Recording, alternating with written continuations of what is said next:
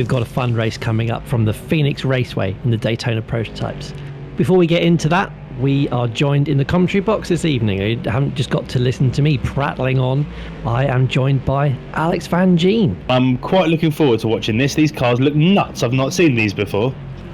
Yeah, they are pretty crazy, and it's around the Phoenix Oval. It's a tri-oval. It's about a mile long, so there's going to be short laps, lots of action, and smashing into walls. What we're going to get is we're going to get a couple of pace car laps, and then the wonderful little pace car that we've got here is going to pull to the infield, and then we'll go green. We got Alex Dobertsberger on the pole with Mark Greenow in second, Colin Ward in third. And there we go, so they're off. So Alex, you've driven a couple of these oval races before. What's it like, particularly with the VR headset on? It seems a little bit chaotic to me, but how do you position yourself on a start for an oval? It's all about keeping yourself as close to the car in front without hitting that car in front, because especially when you've got a bunch of drivers like this who are very much used to single seaters, they like to warm up their tyres and things like that, but to be fair, in these you don't really need to do it, so you end up getting a few accidents in these sort of situations. People weave and slam on the brakes. Usually I just stick it straight, I follow the car in front of me, I keep a really close eye on the car in front of me, and then as the pace car starts to go into the pits, I wait and I'm trying to get on the throttle as early as possible to try and jump people, and it's something I've usually been quite good at, but we'll see who's got the reactions and who hasn't. I expect Dobertsberger to get away because he seems to be lightning off the starts, and as the pace car pulls away, I'll leave it over to you.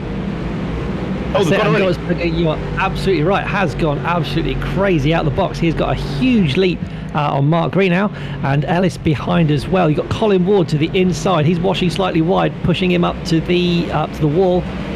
Ward followed by Greenow back to the inside. He's done a little switchback there, and that lower line looks to be the key here. They do have to tap the brakes as they go through the corners, so it's not just a flat out sprint as some were suggesting. I think that was a bit of a joke to see if we could get anybody like Spanners ploughing into the barriers on lap 1. So yeah, Dobertsberger, he's got a good 1.3 second lead there. He got a real jump. Yeah, and they all seem to be behaving themselves, which is quite surprising in these races. I always get there full of carnage. They are. It's very hard to call these, and you've got Colin Ward has managed to take that position back from Greenow. There's quite a little ding-dong battle going on here. Ellis looking to tuck in, but you've got Rosales behind him, and Stephen Williams as well looking to get involved. Where Dobertsberger is completely clear though. He is. He's absolutely smashing it around. Now, the problem with one of these circuits is not long before you start coming up on the back of the pack again, and that's where it gets very confusing. Looking back through the grid, we've got Carl Power in the green car down in 11th place. Spanners down in 14th. And I was just looking for Danny Henny because he appears to have disappeared off the bottom. He's down in 28th place, languishing. It's good to see him down there. Oh, we've got three wide with McBride. Oh, McBride touches Malden. Malden goes up and touches the wall. And Luca, oh my God, there's cars in the air. Oh, there's a huge crash. That was all started by Alex McBride touching Richard Malden, sending Malden into the wall, and then everybody just piled in. We've lost Adrian Clark. We've lost Barry Kemp, who's upside down. Yeah, we've lost a lot of people there. Welcome to race 4. It only gets better from here. So we got a good battle going on for P3 and 4 between Rosales and Greenow. They are side by side, and they have been for a couple of corners now. Greenow manages to keep that place as he blends off the throttle. That gives Greenow gives Rosales another run at him, but I don't think it's going to be enough this time. He's in the slipstream from one of the back markers. That car in front is Carsten Lenke, who is quite frankly getting in the way of this lovely little battle here. Let's see if he can blend out to the side. There's carnage everywhere down the back straight, but we'll focus on this big...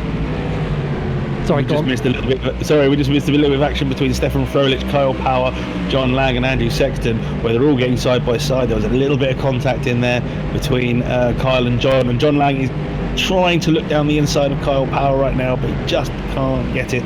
But they all seem to have now spaced out. Still very close here. Rosales has managed to tuck up the inside, and it's so close. They were just rubbing fenders there. And that's actually Ellis even on the inside too now. He's managed to blend back in. The timing screens go a bit funny in this race 4. I think the computer is about as drunk as I am, and so it manages to not manage to tell me where they are. So I'm leading the blind here. Ellis goes to the inside and does take that position. We've now got Kyle Power chasing up on Stephen Williams at the moment. It's like a bit of a green car express there, as Kyle is desperate to try and get past Stephen Williams, but I know from experience on sim racing and real racing that Stephen is a very, very hard racer and will defend every single position with all of his life. But as Kyle is now having a look up the inside, goes inside of Stephen Williams and takes that position, which I think is for P7. It is indeed. So car power up to P7. You're talking about the crossover between real racing and sim racing, Alex. How does it compare? I know that obviously you guys have driven some of these Formula cars before, that you on some of these track days, the Palmer Sport track days. How does it compare in a sim compared to real life? Yeah, I think is the one to go for especially when you're driving somebody else's car in an airfield and something you haven't had a chance to drive before. But for me, the biggest difference between sim racing and real life is feel. You know, I'm quite a driver that relies on feel, and the one thing I've missed through sim racing is that feel through your bum that you get when you feel the rear of the car slipping away, which is something I've really had to try and adapt to. Other than that, the racecraft works really, really well. It transitions absolutely perfectly from real life to sim racing. Absolutely. And one thing that I used to have was when I was growing up trying to learn my craft on a sim was my dad would stand behind me, and if I had an accident he would clatter me on the head just to add some force feedback before it was a thing. So that added the fear component back in. So going back to the race ahead of us, we've got Dobbetsberger in the lead, who is trying to carve his way through some back markers. This is the dangerous bit because he's got to keep it clean. Colin Ward a couple of seconds behind in second, with Mark Green now in third. He is under pressure from loose matches behind. Crash. Mike Stoner has just smashed into the side of Sam Labine. I didn't quite catch the incident, I just saw them come together. Let's have a quick rewind and see what happened. That's good. Carl Power has just taken the high line and gone around the outside of Raskovitz to take fourth place. He is moving up. Can he make inroads towards the end of this race? I have no idea how long the race is. It's certainly not 46 laps. It is actually 46 laps. Okay, so we are only on lap 14 of 46, so we've got a bit of a way. Carl Power is putting some good lap times in here, so he might well be able to try and make it up the grid. He is currently staring at the back again of another green car, as you said, Alex. It seems to be the favoured car. Power runs a little bit high and just clatters the wall there, but I think these are pretty stable cars, so he should be all right there. He's going to try and see if he can tuck underneath, get a bit of downforce on that front spoiler of his, see if he can keep it close. Whizzing past one of the back markers with very few bits on the car there. I thought damage was off. It seemed. Go on, Alex. Yeah, I just need to exonerate Mike Stoner. Sam Labine had hit the wall, spun into the middle of the circuit, and was rejoining, and then got clouted by Mike. So I will exonerate Mike for that. And I think we have a competition caution coming up here, Alex, because there's yellow flags throughout the circuit. So they're going to all line up again and see if we can get this action back together again. I don't think Dobbetsberg is taking any notice of it though, because he hasn't slowed down. Oh, he's slowed down now. You don't think, whoa, he nearly got wiped out by a backwards back marker. Not slowing under yellows, Alex. That sounds awfully familiar. We've had a few accusations of that in our Mixed Apex karting events. Speaking of which, if you are interested in Mixed Apex karting, do follow our socials, because hopefully once all these lockdowns are completed and gone and coronavirus we can finally say goodbye to at some point, we shall get those back underway. So do watch out on our socials for ways to sign up for those. I don't know about you, Alex, but I cannot wait to get back on a real racing circuit. As long as I manage to lose enough weight, because I'm far too heavy to get in a go-kart, I don't think it would move right now. But I'm currently trying to work my backside off to get myself back into a car. Do you know what? It still wouldn't give me a chance. So, you can carry as much weight as you like, Alex. That sounds absolutely fine. I'm looking forward to the socials, to be honest. It's such a great event when we get together with the crew and the listeners. It's a fantastic event. It is. It's a great way to give back to the listeners, actually, because they get to speak to us and to really hang out, and we get to know those people who help us to keep on going. A lot of the patrons come along, and we really enjoy getting to know them much better and being able to socialise. It's just part of what makes Missed Apex so fantastic to be a part of, is that we get that wonderful interaction from our chat. And from our patrons. It's just a wonderful project to be part of. Absolutely. If it wasn't for the patrons, none of us would be here right now. It is really as simple as that. So we do thank them all for what they put towards us.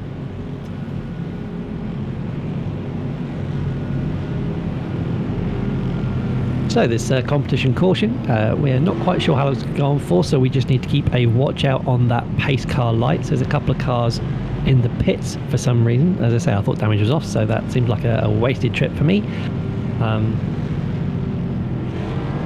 There is, in theory, there's some waving around of the pace car, so you could overtake and actually unlap yourself. But that being said, I don't think many of them are paying too much attention.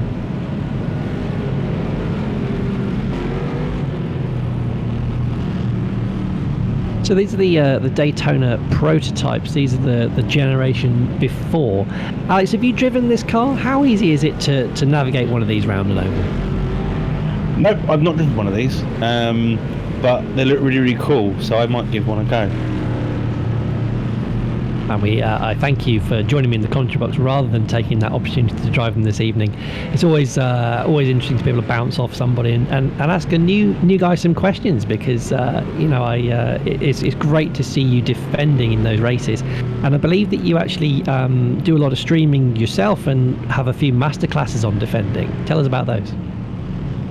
Yeah, so I got into streaming since I moved on to these sorts of things, just because I like to look back at my own races, and maybe people might want to look back too. And I've built up a little community. If you go and search for me on YouTube.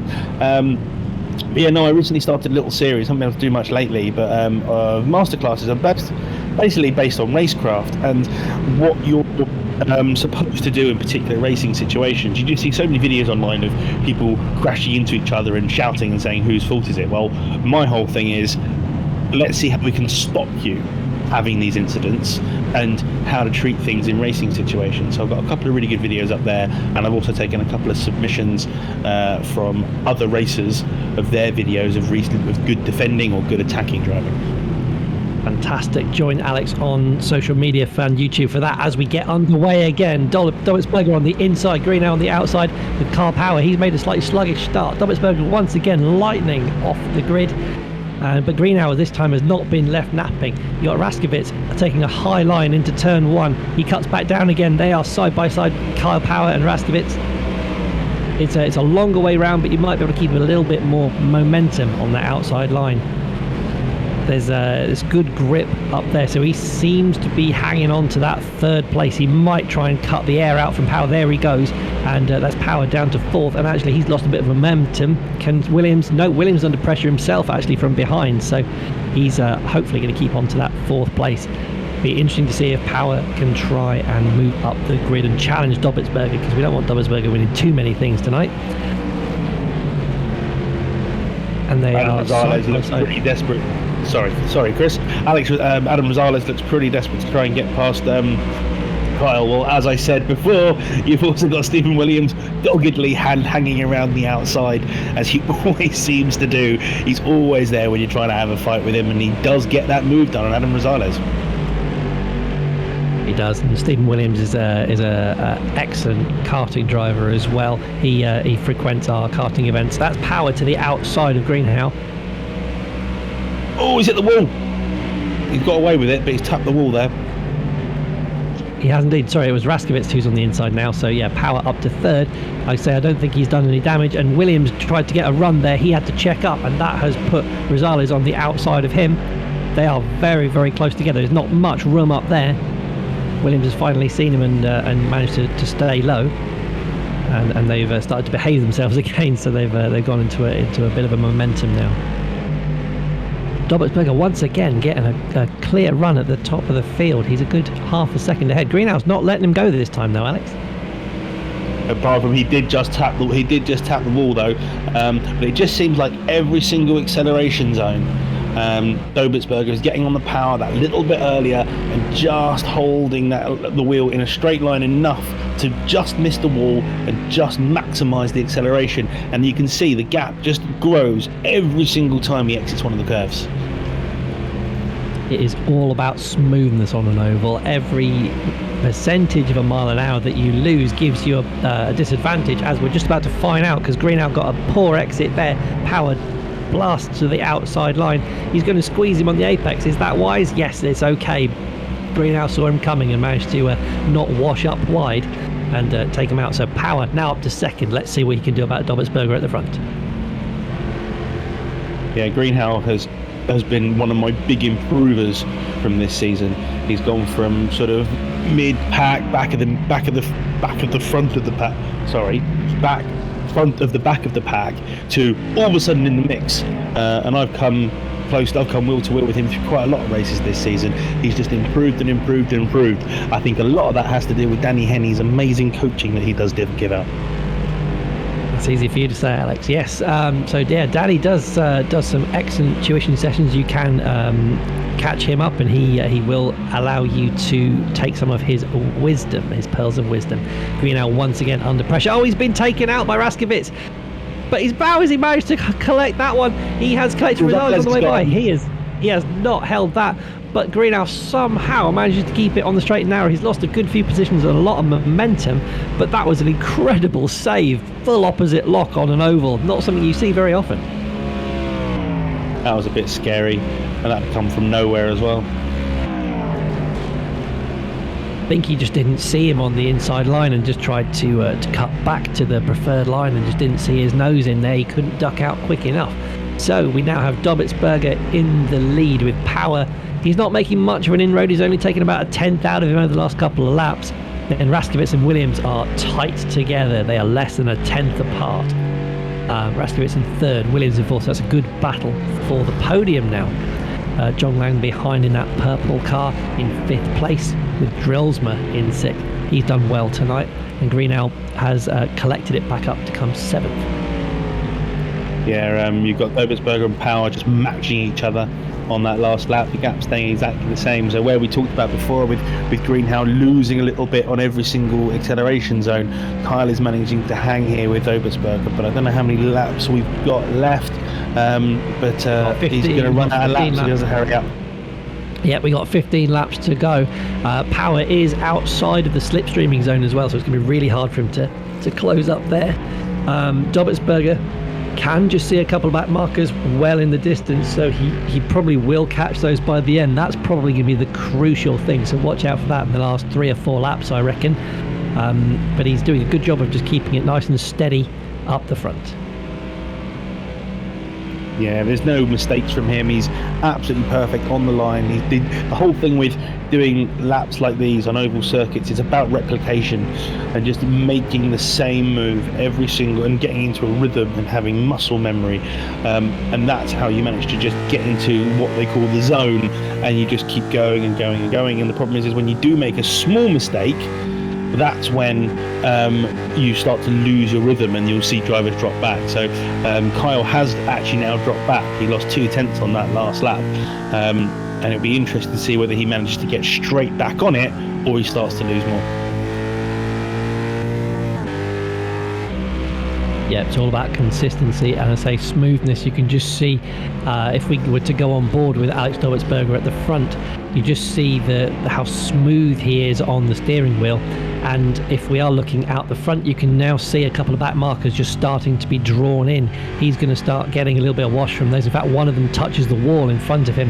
This must be the most scary thing that you can see as a leader. You've got a good gap. You've really worked to make that gap, and with only 9 laps to go, there's somebody going to get in your way, and you're thinking, blue flags, get out of my way, here we come. He's going to head to the inside of these guys, and hopefully they'll see him and they'll let him by.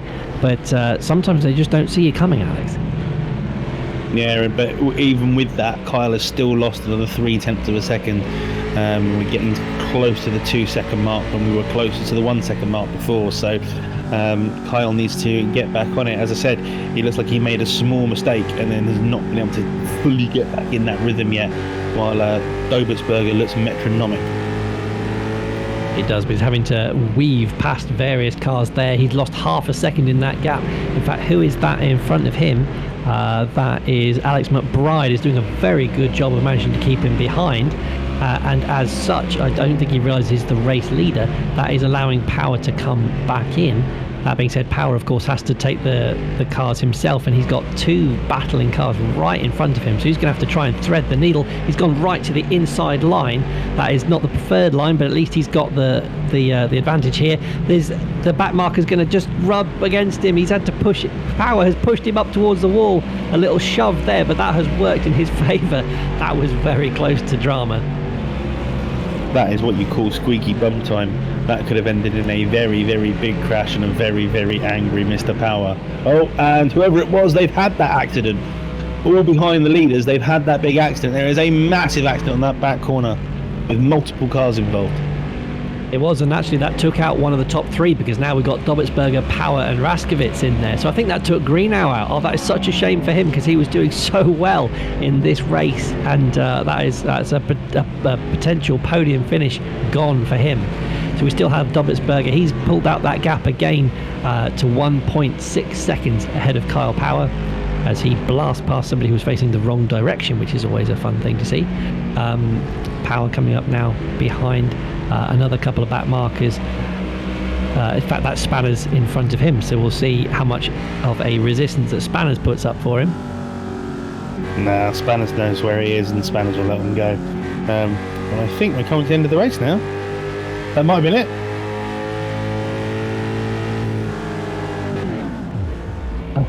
I really hope you're right, because there's cars upside down everywhere.